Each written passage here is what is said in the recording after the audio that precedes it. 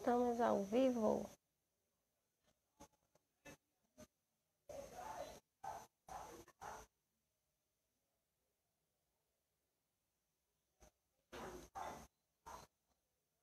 Boa noite, Fabrício. Boa noite, Silvânia.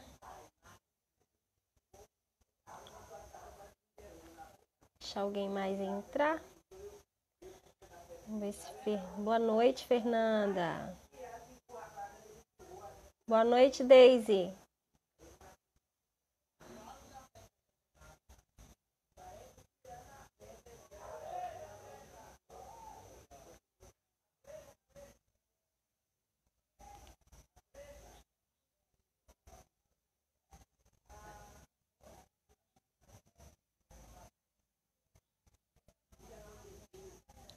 Boa noite, Dailma.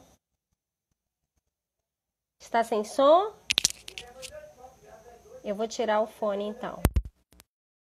E agora, vocês me ouvem? Estão me escutando?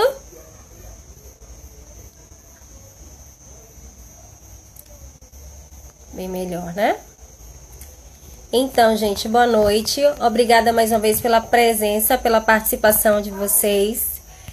E hoje nós estamos finalizando o nosso segundo simpósio temático, que abordou durante esse mês de junho o tema de sensibilização do combate à violência contra a pessoa idosa. E hoje nós estamos com a Fernanda Brito, ela que é assistente social, especialista em gestão social e gestão em saúde, pedagoga com especialização em psicopedagogia clínica e institucional. A Fernanda ela atua no município de Feira de Santana, no Núcleo de Promoção dos Direitos da Pessoa Idosa, do Centro de Referência de Promoção dos Direitos Humanos. Boa noite, Jace!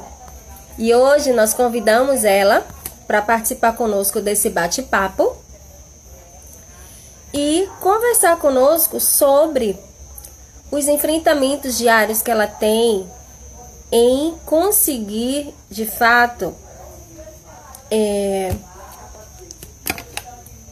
favorecer as pessoas idosas do município de Feira de Santana e circunferência sobre a questão dos direitos da pessoa idosa e assegurar direitos a essas pessoas no centro de referência onde ela trabalha, né? Para falar sobre a promoção do direito da pessoa idosa.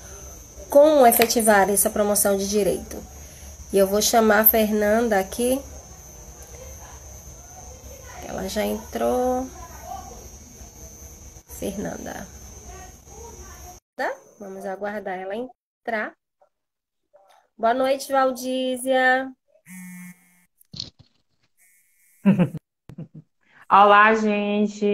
Estão me ouvindo bem? Boa noite, Fernanda. Tá me ouvindo? Boa noite. Tô ouvindo sim. Estão me ouvindo bem? Eu botei o fone, eu fico sem.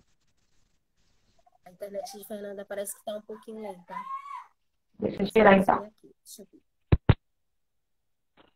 Melhorou? Estão me ouvindo? Não, a internet de Fernanda tá um pouquinho lenta. Estão me ouvindo bem ou eu boto o fone?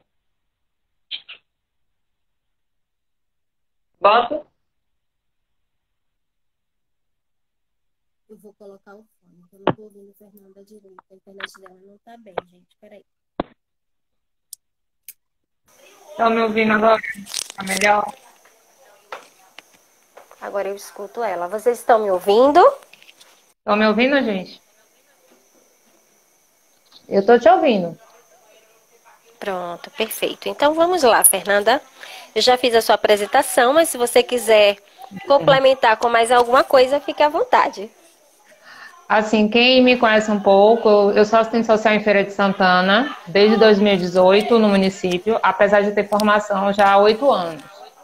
Eu trabalhei inicialmente aqui no município pelo Núcleo de Enfrentamento à Violência contra a Pessoa Idosa. Era um projeto voltado à violência contra o idoso devido ao alto índice que estava tendo. Mas a partir disso, como era um projeto de recurso federal, esse projeto ele foi finalizado mas o nosso secretário na época, o vereador Pablo Roberto, ele resolveu dar continuidade ao projeto através do Centro de Direitos Humanos, Centro de Promoção dos Direitos Humanos. E com isso lá, eu estou alocada no. Existe também o Núcleo de Promoção dos Direitos do Deficiente, o Núcleo de Promoção dos Direitos do Deficiente e o Núcleo de Promoção dos Direitos do Negro, coordenado por Raul. Foi um projeto idealizado por dele. E Paraíso. Esse projeto foi inaugurado agora em abril, e a partir de maio, as atividades, a gente está no processo de implantação. Mas o núcleo em si, a gente observa que ele fica mais amplo a atividade. E antes eu atuava assim, de maneira direcionada só à violência. E agora não. Eu estou voltada a todas as questões dos direitos humanos de idosos. Não é só prevenir, mas sim promover a atividade.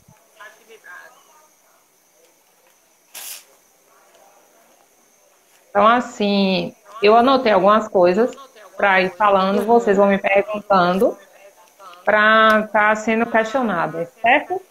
Qualquer coisa, gente, pode perguntar. A proporção que for aparecendo pergunta, aí eu vou dando uma pausa e passando para você, viu? Mas pode se concentrar na sua fala, tranquila. Tá bom, perfeito. 1 em cada 4 brasileiros terá 65 anos até 2060. E uma das grandes preocupações, porque a Bahia é o 5º município do maior índice de idosos, e idosos negros. Infelizmente, o maior índice de violência contra o idoso é contra a mulher e a mulher negra. Isso chama muito a atenção nossa, porque eu não vou poder estar relatando dados, porque assim, a gente, como é um projeto, a gente tem algumas cláusulas perante o Ministério Público que a gente tem que obedecer. Não posso estar fornecendo os dados direitinho, mas vou falar de maneira geral, certo? O principal objetivo do Centro de Direitos Humanos, a gente tem a função de orientar, criar mecanismos de orientação ao idoso e sua família, prestando atendimento qualificado, porque lá a gente tem uma equipe multiprofissional. Eu tenho em cada núcleo, tem um assistente social e tem uma técnica de referência. A minha técnica de referência é Sheila, que ela vai ser a referência do núcleo. Ela é a gestão do núcleo e está prestando participação nas exercícios gerais. E eu, como assistente social, eu estou na prática, perante as denúncias. Assim vai ser desenvolvido estratégias, mecanismos para implantar a consolidação da política de direitos humanos do município. É um projeto pioneiro, porque na Bahia não tem, certo? A única coisa que a gente identificou na Bahia foi um núcleo de violência que existe dentro da Defensoria Pública em Salvador. Mas o núcleo tinha um viés completamente diferente do núcleo de Bahia. Porque assim, a gente trabalha diretamente para a ponta. A gente recebe denúncias anônimas, espontâneas, fala feira, da rede geral que tem. Mas uma das principais coisas que a gente tem uma parceria é a Polícia Militar, a delegacia, as duas, apesar da gente não ter delegacia do Ituruçu. A gente tem uma parceria perfeita com as delegacias para estar monitorando todas as atividades. E de forma que a gente, todo e qualquer início profissional tenha.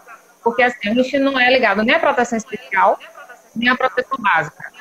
Atualmente a gente está ligado na divisão de direitos das minorias. Então, assim, a gente não cria vínculo com a família. A gente vai uma vez nessa residência sem vínculo. Então, a gente vai ver o problema que o idoso está sofrendo, vendo os principais dados e maus tratos. Essas visitas eu nunca me identificava. como núcleo, eu me identificava como da secretaria. Pelo seguinte motivo, o núcleo, ele é algo, imagine eu chegar na sua casa e dizer assim, ó, eu sou do núcleo de violência contra o idoso, a pessoa vai entrar em pânico, porque vai imaginar, se teve aqui por denunciado, então como é que eu vou aplicar isso? De uma maneira corretamente. A gente identificava com a secretaria para realizar visita ao idoso, identificando a principal demanda. Então, a partir de quem trabalhava o ambiente, quem participava dessa residência, tinha marcas de violência, ele se recuava à presença de algum familiar. Infelizmente, em muitos casos que a gente recebia, o idoso entrava em pânico quando via o familiar. Vários casos assim. Então, assim, a gente criava métodos. Eu trabalhava em parceria quando era o núcleo, eu trabalhava com a psicóloga. Ela está até presente na live que eu já vi. E com uma advogada. A advogada era de uma maneira assim de acompanhamento. Ela não tinha um papel de interferência com a profissional social e a de psicologia. Ela de acompanhamento para entender a demanda. Então, isso até amadureceu muito ela. Ela mesma fala que isso é muito importante. A experiência, pouco conhecimento. E a partir disso, a gente foi desenvolvendo um mecanismo. Nunca uma denúncia era igual a outra. Jamais. Era aqueles casos que ele digo, que me pega sem abraçar. Era nesse sentido que a gente recebia. E vale salientar, Fernanda, que a dificuldade que nós temos em atuar nesses casos é justamente porque a maioria dos casos de violência que acontecem para as pessoas idosas é acometido por um ente querido, um parente, né? Alguém infelizmente extremamente próximo. E assim, a gente tem uma dificuldade até de identificar e conseguir atuar por conta da falta da denúncia, porque o idoso, ele não consegue denunciar aquela pessoa, né? Porque ele tem vínculos afetivos, então ele não consegue fazer a denúncia. A maioria das denúncias que chegam é feita por terceiros, são pessoas que estão ao redor, que conseguem identificar e denunciam, mas nunca parte do próprio idoso. Recebi casos do próprio idoso quando ele estava no ápice, ele não aguentava mais. Mas eu tive muitos casos que o filho do idoso era usuário de drogas. Então, imagine. Eu tive situações de estar realizando a visita com a presença da polícia, de eu ficar atrás dos policiais, esperando a oportunidade de entrar na residência, e o idoso, ele estava transtornado. Tive situações de ver o idoso lá machucado. A última, uma das que mais me marcou, faz um ano agora, em julho. Essa foi divulgação para toda a Bahia, que foi um idoso em cárcere. Eu entrei nessa residência e o idoso estava no chão, gritando, me socorra, me ajude. E os filhos olharem para mim e agirem como dizer assim, meu pai que rejeita. Mas eu acho assim, mesmo que o idoso tenha problemas psíquicos, a gente tem que buscar uma maneira de estar ajudando. Como muitas vezes eu atendi e falava, vamos buscar alguma maneira de atender, de cuidar de seu pai. O senhor não tem a proximidade, então vamos pensar assim, o senhor pode estar pagando um cuidador para estar presente nessa residência, até alguém para estar fornecendo alimentação, algum vizinho próximo para estar presente. Eu falava desse modo, para que ele se aproximasse, entendeu? E dissesse qual era a dificuldade. E a partir disso, o maior índice que a gente atendeu foi anônimo, infelizmente, denúncias anônimas. Vizinhos que se pronunciavam, denúncias do Disque 100, de todos os tipos que você pensar. Eu recebia com as meninas. O maior índice, e outra coisa que a gente relata, é a dificuldade de informações incompletas.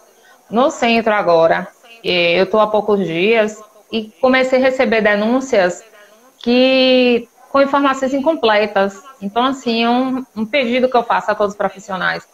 Quando vocês estiverem trabalhando nos CRAS, nos CREAS, solicitem ao demandatário que for ao CRAS, ao CREAS fazer uma denúncia, que dê informações mais completas. Um ponto de referência, o idoso mora com quem, um telefone do familiar mais próximo. Aí ele não tem familiar próximo, então passa o seguinte, assim, um vizinho que é próximo a esse idoso, que com certeza ele tem algum vínculo. Sempre tem uma referência, né? Tem, sempre tem alguma de referência. E alguma das coisas que a gente se debate, assim, que a gente não pode cortar o vínculo com o idoso, em que sentido? O idoso muitas vezes pode chegar sem algum documento, e muitos profissionais não sabem.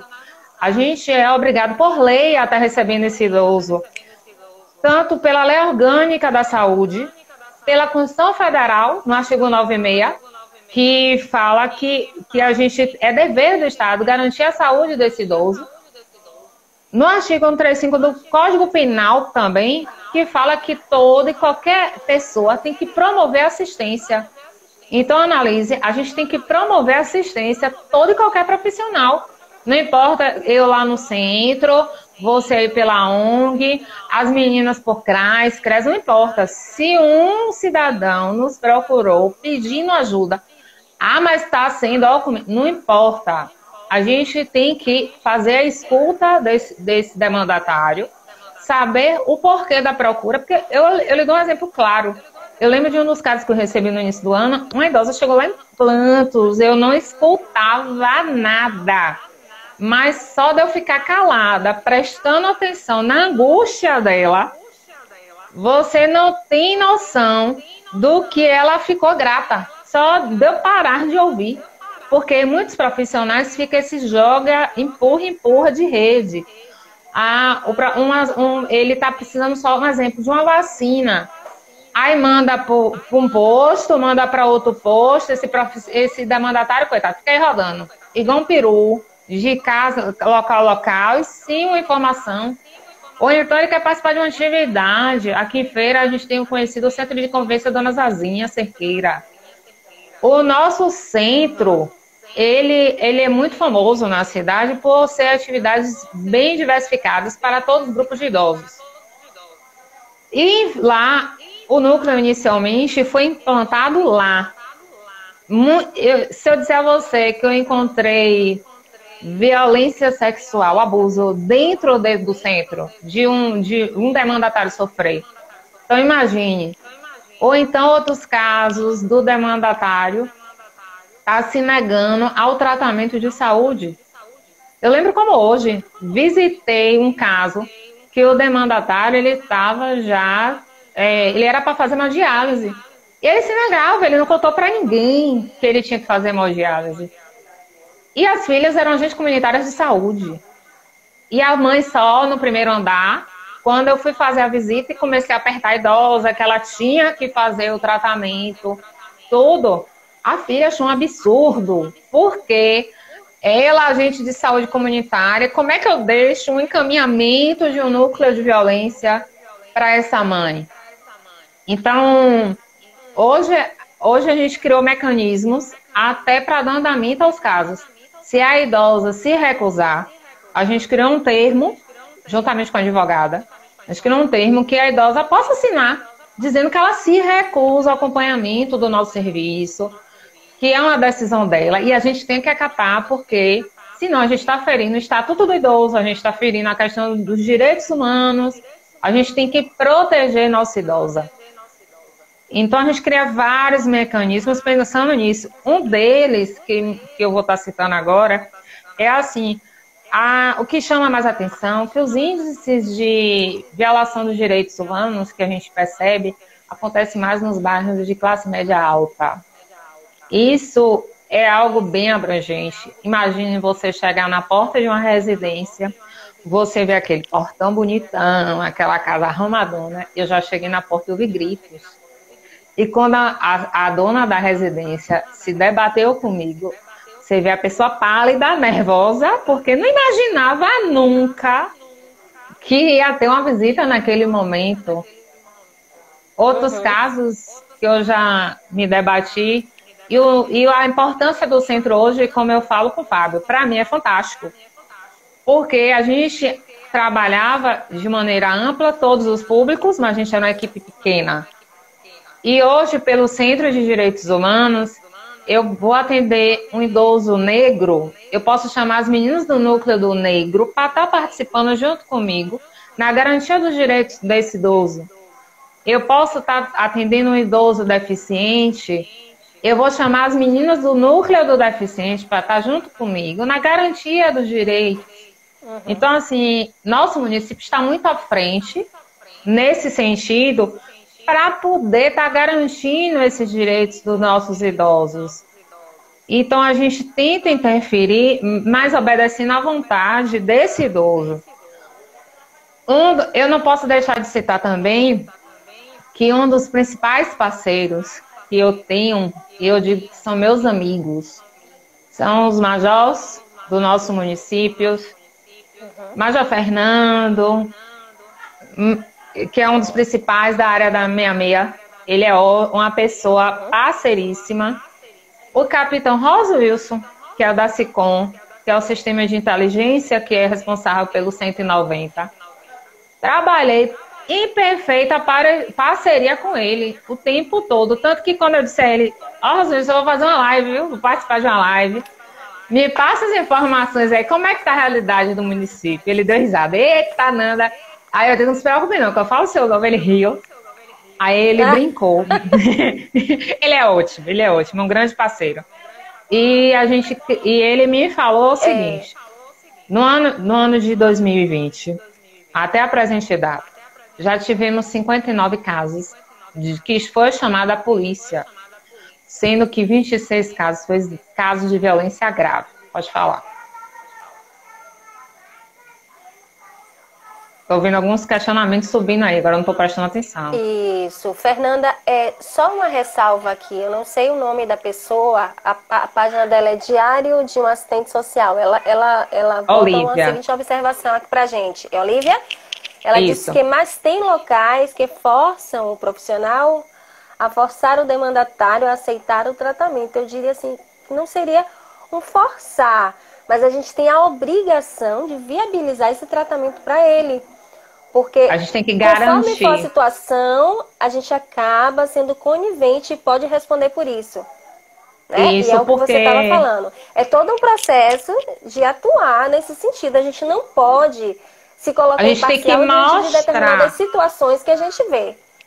Isso, a gente tem que mostrar a esse demandatário os caminhos que ele pode percorrer. Porque, um exemplo, eu já tive situações que na casa do demandatário tinha uma pessoa esquizofrênica.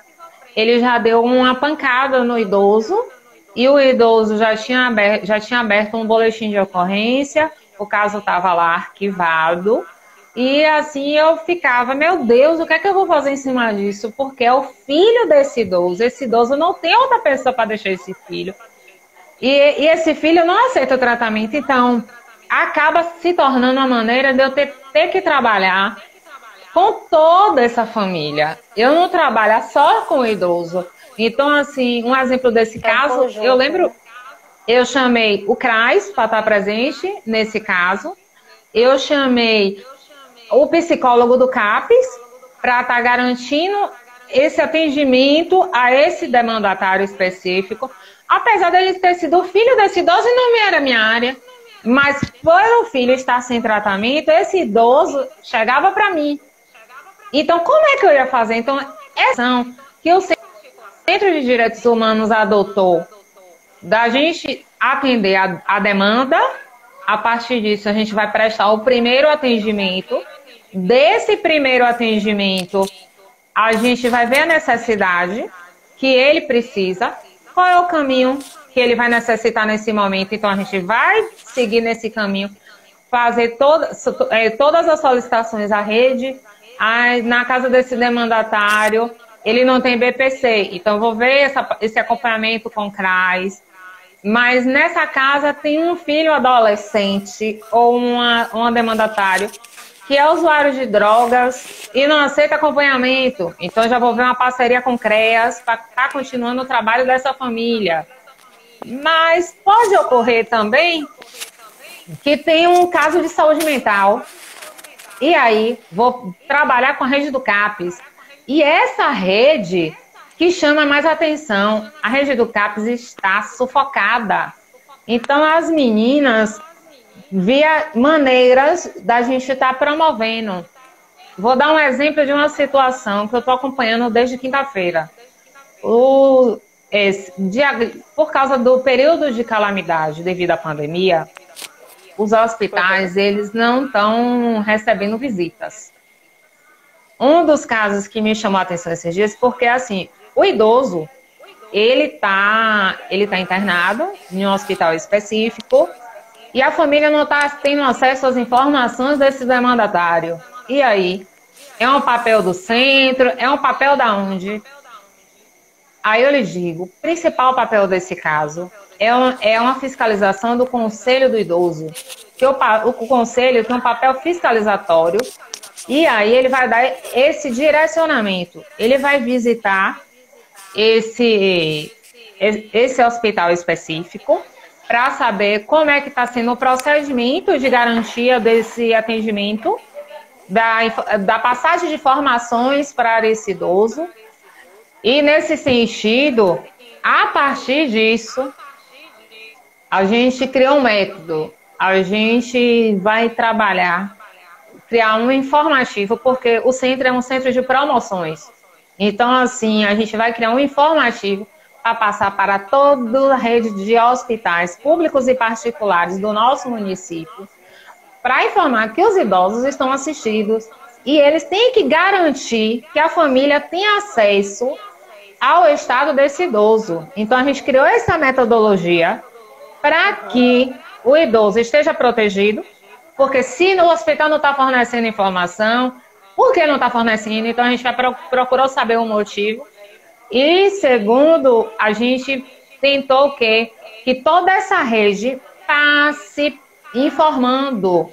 Por que não está passando? Por que essa família não está tendo acesso?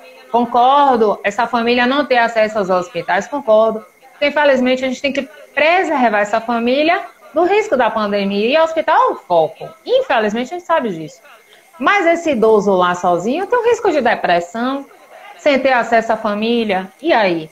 Então, a gente tem que saber os métodos que os hospitais estão sendo adotados. Outro fato que eu vou informar vocês é o seguinte.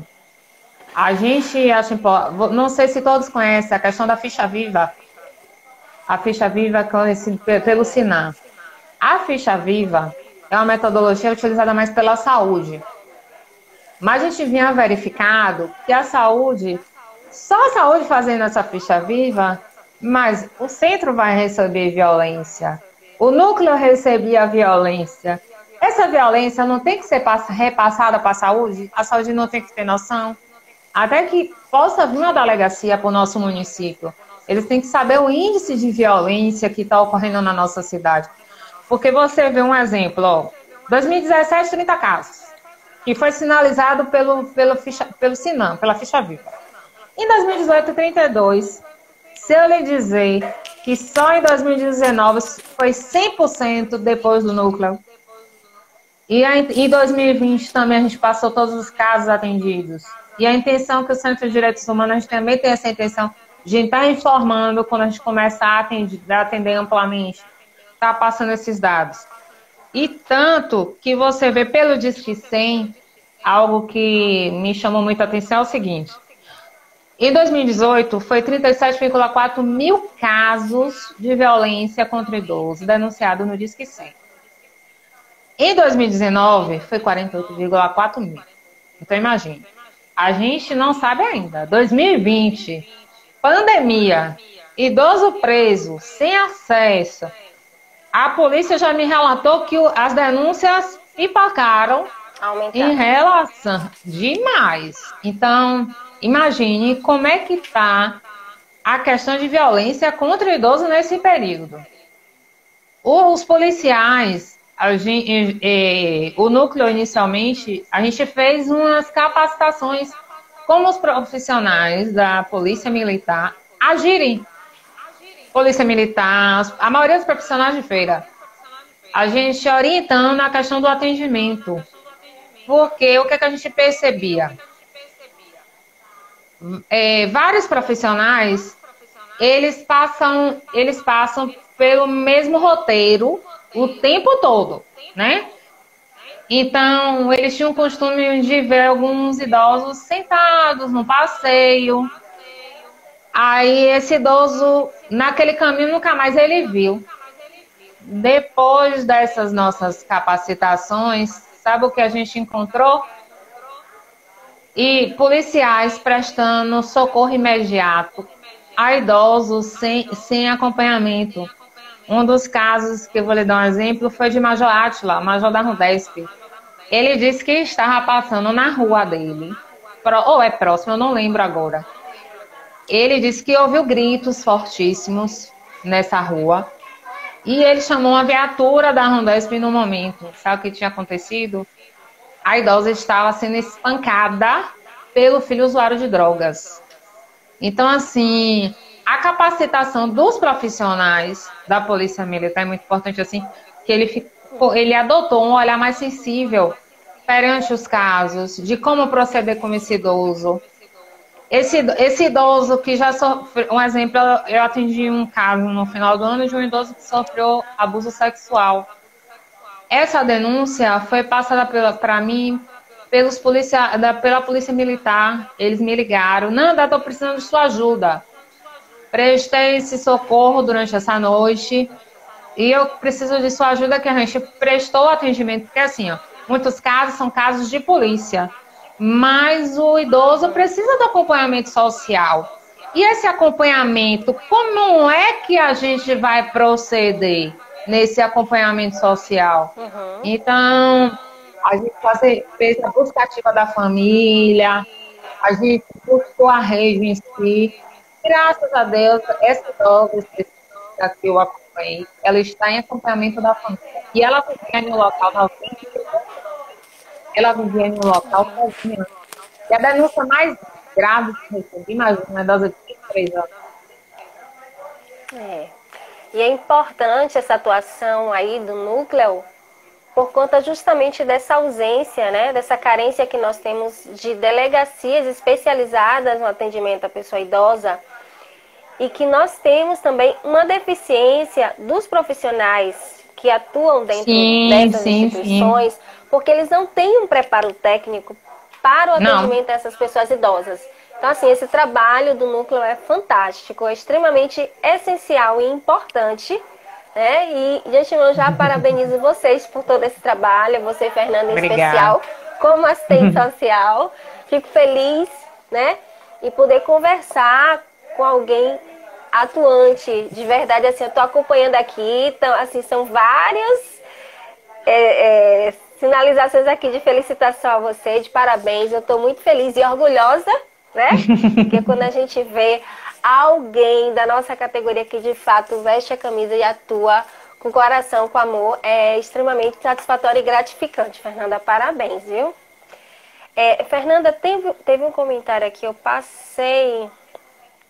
Alguém que comentou aqui, a pessoa aqui, Tilda, ela disse: boa noite, Fernanda. Assim, qual o passo que um familiar tem a tomar, visto que o seu idoso está internado há 10 dias, não é Covid, mas mesmo assim a família não pode visitar? A orientação que eu dou é o seguinte: primeiramente, ele vai procurar a administração do hospital para saber os procedimentos que o hospital está tomando ao idoso. Se ele está com a visita totalmente suspensa ou não. Se a administração do hospital não fornecer nenhuma informação referente a isso, tem que ser primeiramente comunicado ao Conselho do Idoso, porque o Conselho é o órgão fiscalizatório das instituições. E o segundo passo, se não tiver essa garantia, o Conselho vai notificar ao Ministério Público que o hospital está omitindo a repassar o quadro clínico do idoso. A orientação que eu passo é nesse sentido. Vou continuar então. Pode dar para Assim, Fernanda, eu só vou pedir a você uma ajuda aí, o horário. Quando a gente chegar... Eu tô olhando, é 8h37 agora.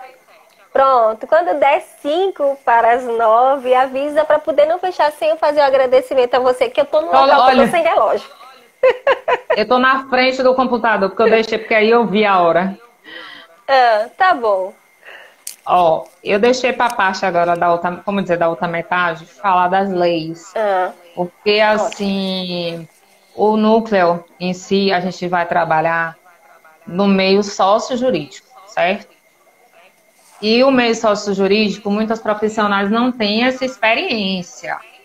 Então, meio que a gente criou mecanismos, juntamente eu com a Lene, advogada, e com a psicóloga, na época que era da Ilma, a gente criou alguns mecanismos e hoje com Sheila, que é minha coordenadora atual, a gente acredita que a gente vai dar, como dizer, prosseguimento essas atuações, né? Então, assim, primeiro caso, o projeto, como é algo novo, então não é algo que ainda está fundado em lei, como CRAS, como CREAS. É um projeto que está sendo implantado no município, como dizer, não é um programa ainda. Então, algumas resoluções ainda vai ser votado na Câmara para serem decididos os principais papéis fundamentais do que é o Centro de Direitos Humanos. Primeiramente, a gente vai se basear na Constituição Federal, nos principais artigos de garantias de direitos ao todo e qualquer demandatário, em especial ao idoso, que é o núcleo que eu trabalho.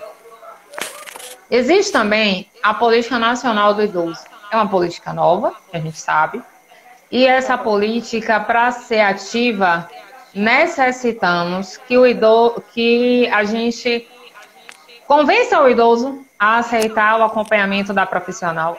A gente não entra em contato com a família sem a aceitação desse idoso. A gente não procura outros meios evadindo esse espaço. Jamais. A gente conversa com o idoso, a partir das aceitações dele, a gente toma atitude. A gente toma atitude. Além disso, quando o idoso ele não está mais lúcido, eu lembro de um caso. Eu não era de eu trazer trabalho para casa. Esse caso me chamou a atenção porque o idoso tinha, meu nome, uma pensão, um fundo. Eu esqueci o nome agora que fala, um seguro de vida. Esse idoso estava em estado gravíssimo. Ele só tinha uma filha, a filha tinha surtado e estava internada em Salvador. Aparentemente apareceu uma vizinha para cuidar desse idoso viúvo, para cuidar da filha desse idoso. Então imagine aí, parecia uma filha. A profissional desse hospital me ligou na hora. Nanda, aconteceu uma situação aqui gravíssima e eu acredito que é violência financeira. A senhora se aproximou muito rapidamente, isso chamou muito minha atenção. Aí comecei a investigar, buscando informação de um lado, buscando informação de outro. Quando eu descubro, essa filha, ela era uma homossexual. Ela não tinha um preconceito, ela não aceitava por ela ser. Então ela entrou em desespero, ela tentou se suicidar várias vezes e com isso ela foi internada. Ela tinha a pensão da mãe, que já tinha vindo a óbito, ela era uma filha adotada e não sabia. Quando ela soube que ela era adotada, essa menina entrou em pânico e o pai adoeceu. Aí ficou essa vizinha tomando conta de tudo, tirou de quem era a vizinha, que era próxima. Como eu relatei, sempre tem alguém que é próximo que cuida. Essa vizinha que era próxima, que cuidava desse idoso, ela disse que após o aparecimento dessa senhora, ela perdeu todo e qualquer acesso. Aí, quando eu comecei a investigar, conversei com o Ministério Público, a assistente social Sônia me, me passou a informação do seguinte, que o idoso tinha um seguro de vida e essa senhora tinha passado tudo pro nome dela, tirado tudo que era do nome do idoso. Então imagine, se o idoso viesse a óbito, ela ia receber 2 seguros de vida. O seguro de vida referente à idosa já falecida e o do idoso que ia vir a falecer. Nesse meio tempo, eu tive acho que 4 dias para correr contra o tempo para que esse dinheiro fosse revertido para a idosa. As meninas, tu vai levar para fazer o relatório em casa? Eu digo, vou, porque eu acho desaforo essa senhora... Gente, desculpa, viu? É que tá tendo parabéns aqui de vizinhos. A gente, de uma forma ou de outra, tivemos que participar. Aí, você dava risada mesmo. Eu fiz o relatório, fiz a parceria com o Ministério Público, recebi a notícia na quarta-feira de manhã, o cancelamento desse do seguro de vida. A assistente social me ligou, Nanda, cancelou tudo. Se eu lhe dizer que o idoso veio a óbito na quinta-feira de manhã, acho que essa mulher deve ter pedido a morte. Ela ia pensar que ela ia ficar cheia de dinheiro e o idoso veio a óbito, faleceu. Imagine a mudança. Aí outra coisa que eu vou relatar, que muitos idosos, eles não conhecem o Estatuto do Idoso. Então, assim, um dos grandes desafios do centro vai ser promover esse conhecimento, entendeu? Que esse idoso tenha conhecimento dos seus direitos. Então, assim, a gente tem um desafio pela frente. Que esses idosos consigam compreender. Os idosos que são os demandatários de CREAS, da rede de saúde, eles têm ciência. Agora tem um grande problema, que hoje a gente está vivenciando, alguns profissionais que conversaram comigo, foi o seguinte: muitos idosos, a saúde está realizando a visita e depois estão sofrendo preconceito. Porque, um exemplo, a saúde está indo fazer a visita a um idoso hipertenso. Aí, sabe o que está acontecendo? Depois da visita da saúde a essa residência, os vizinhos estão rotulando que naquela casa tinha Covid. E o idoso está sendo problematizado. Então, a saúde ainda tem um desafio pela frente, as meninas do NASF estão com o desafio como enfrentar o preconceito na realização de uma visita. Imagina, vai fazer uma visita em relação a um idoso que tem hipertensão para a entrega de remédios. Não vai... Aí como é que vai fazer essa entrega? Imagine. Aí outra situação que eu vou relatar, eu acho que um desafio também, para muitos. Eu tive uma situação de um idoso que ele vivia em uma casa invadida. Hoje ele está até falecido, mas nessa casa, sabe o que tinha? Um exemplo. Menores, na época escolar, usuário de drogas, uma idosa que sofria de síndrome de Diógenes, outra filha que não ia na residência com medo dessa filha, que era usuária. E aí, minha filha, foi um desafio. Quando eu entrei nessa residência, para começar, tinha 16 cachorros vira-latas, imagina, para entrar. Nesse dia, eu fiz a visita, um motorista, ele ria comigo junto. Ele pensa um motorista que entrava no percurso mesmo, era ele. Eu agradeço muito a ele a amizade que eu tenho com ele até hoje, esse motorista.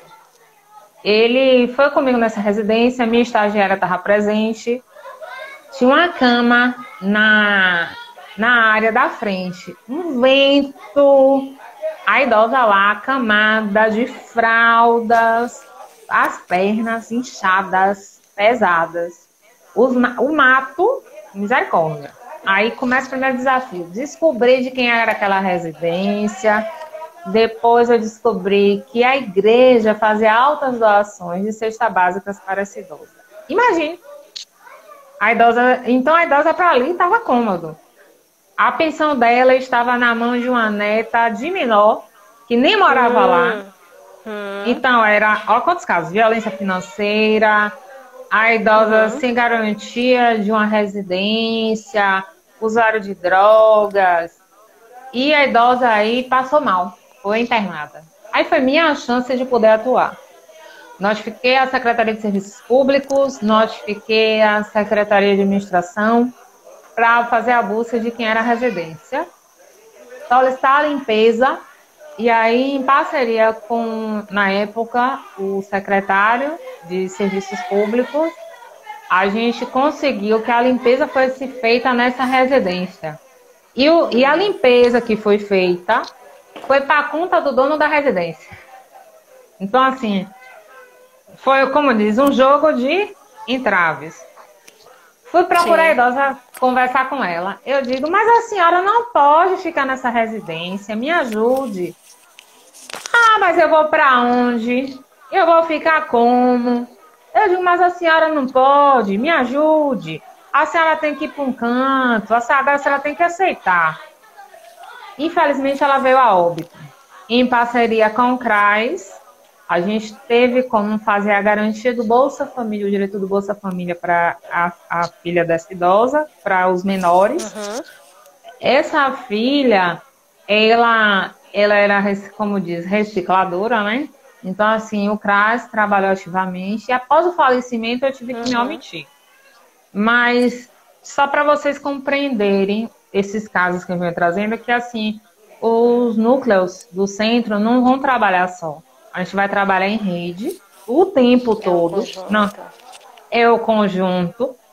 E como a gente não vai fazer vínculos, então a gente vai continuar com a parceria da Polícia Militar, da delegacia, porque infelizmente muitos casos vão ser casos de polícia e nós profissionais não somos competentes para entrar numa residência como essa. Então a gente vai trabalhar nesse intuito, né, de parceria para estar dando a garantia.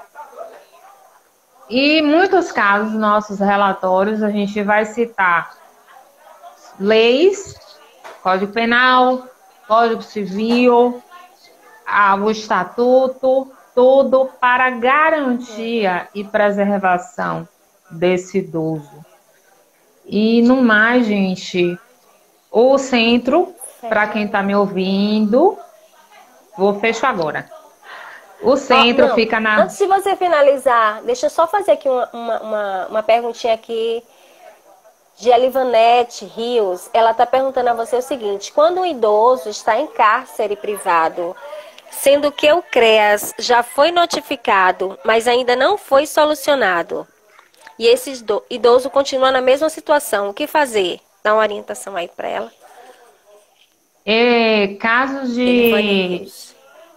Casos de cárcere privado, como eu já atuei, eu fiz a realização dessa visita em parceria com a Polícia Militar, porque de dois sentidos. A gente só pode entrar numa residência com a permissão do demandatário.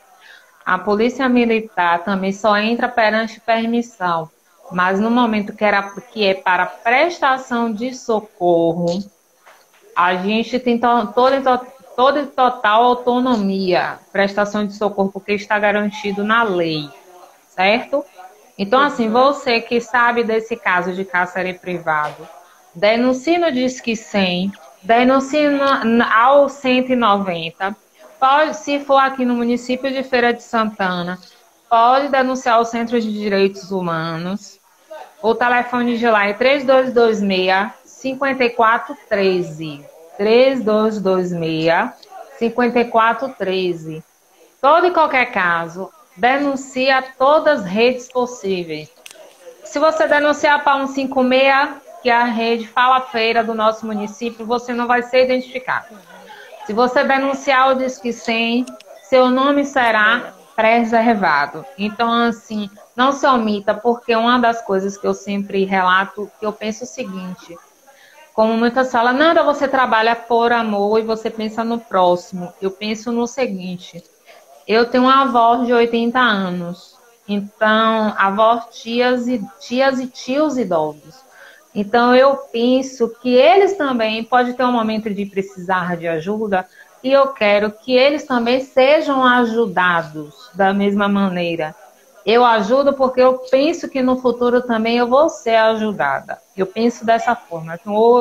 Então, eu penso que a gente tem que pensar no futuro. Foi algo que minha mãe me passou. Eu vou passar futuramente a meus filhos, a minha sobrinha, que eu penso nesse modo. A gente tem que pensar. Se a gente pensar só em nós, como é que eu vou trabalhar no núcleo de violência? Se eu pensar de uma mente fechada? A gente tem que ter uma mente bem aberta. O que a gente sempre cita aqui nos nossos bate-papos, principalmente em relação a esse mês, esse trabalho todo de combate à violência contra a pessoa idosa, todos os profissionais que passaram aqui, né, é de que realmente a gente precisa trabalhar muito a questão da empatia e pensar que nós estamos no nosso processo de envelhecimento. Sim, e hoje sim. Nós somos a população de jovens, mas que futuramente a população de pessoas idosas daqui a 20, 30 anos seremos nós. Então, assim, qual seria o tratamento que eu quero achar lá na frente? Que profissional eu quero que cuide de mim? Que tipo de idoso eu quero ser? Então, nós estamos sendo privilegiados nesse sentido. Nós temos a possibilidade de fazer escolhas. Nós estamos sendo privilegiados. Então, assim, hoje quem já é idoso talvez não tenha tido tanta oportunidade como a gente está tendo hoje. Esse momento todo de isolamento social, dessa pausa de reflexão e de recolocações que nós precisamos estar fazendo na nossa vida, ela é bastante oportuna nesse sentido, né? Da gente parar mesmo para poder fazer uma reformulação em todos os sentidos da nossa vida, comportamental, né? E pensar de que forma a gente quer atuar, continuar atuando, de que forma a gente quer ser tratado futuramente enquanto pessoa idosa. Então, esse mês de junho foi realmente bastante interessante para a gente, foi proveitoso, apesar de ter acontecido de forma online, mas a gente está muito satisfeita com as pessoas que passaram por aqui, os profissionais como você, Fernanda, que realmente atuam, né, no combate à violência contra a pessoa idosa e que preservam por uma vida digna e humana. Sim, sim. Eu agradeço o convite. Eu estou à disposição. Quando vocês estiverem por Feira de Santana, nos visitem. Eu espero que em breve essa pandemia vai passar. Com certeza. A gente fica próximo à rodoviária, certo? É na Rua Manuel Bandeira, número 75, Centro. Repetindo, o número é 3226-5413. Quem tiver qualquer dúvida, esclarecimentos, depois pode estar me procurando, certo? Uma das últimas perguntas que a gente não respondeu, que eu estou vendo aqui, que perguntaram como não absorver um caso para si. Muitos profissionais que trabalham com violência acabam adoecendo por não saber separar. Eu vou falar por mim. Eu aprendi de uma maneira bem simples. Em 8 anos de formação, infelizmente, em muitos casos a gente absorve porque a gente se sente de mãos e pés atados. Mas, como eu estava falando com o Fábio hoje, a gente tem que fazer o que é possível. Hoje, um dos casos que eu acompanho veio a óbito. E, então, eu penso assim, eu fiz o que foi possível para mim, para estar garantindo o bem-estar desse idoso. Eu tenho que pensar que chegou o dia dele ou dela, não importa. Mas eu tenho que pensar que naquele momento ele não aguentou mais, ele descansou. Infelizmente vai ter situações que eu já chorei, sim. Eu não aguentei, eu cheguei em casa em prantos, como foi desse caso do idoso em Cáceres. Esse idoso me marcou muito. Eu cheguei em casa, que minha mãe olhava para mim, eu soluçando, eu chorando, porque eu acho que eu fiquei tão em choque quando eu me deparei com essa situação e trabalhar em um centro em relação à garantia de direitos humanos é um caso novo a cada dia, nunca vai ser um caso igual, então a gente tem que aprender a trabalhar de acordo com o nosso meio. Então, eu digo isso sempre. Pensem nisso, gente. Pensem em fazer o que é seu papel. Vai ter casos que vai nos emocionar? Vai. Mas a gente tem que ser forte, firme. Quem precisar de ajuda, procura uma terapia, assim, é importante. Que as psicólogas estão aí para isso. Certo? É o meu recadinho. No mais, muito obrigada a todos. Precisando, estou à disposição. Se ficou algo que eu não deixei relatado, algum dado, alguma informação, pode me chamar depois no Instagram, pelo direct, que eu respondo completamente todo e qualquer questionamento e qualquer convite futuro. Tá certo? Muito obrigada. Obrigada a você, Fernanda. Eu que agradeço. Eu agradeço a todos os espectadores, amigos e parceiros da Florescendo Saberes por mais este momento, né?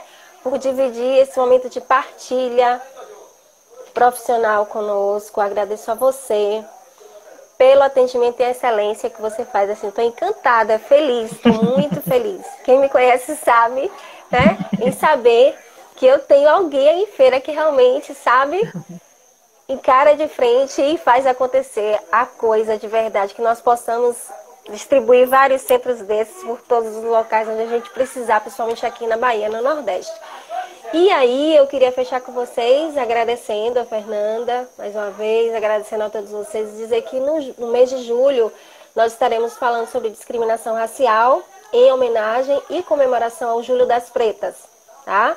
Continuem participando conosco da nossa live. Fiquem em casa, saiam por extrema necessidade e se cuidem, tá, Fernanda? E você, felicidade, sorte, sucesso, tudo de bom para você. Mais uma vez, muitíssimo obrigada, em nome da Florescendo Saberes. Obrigada a vocês. Um forte abraço a todos. Tchau, gente. Boa noite. Tchau, tchau.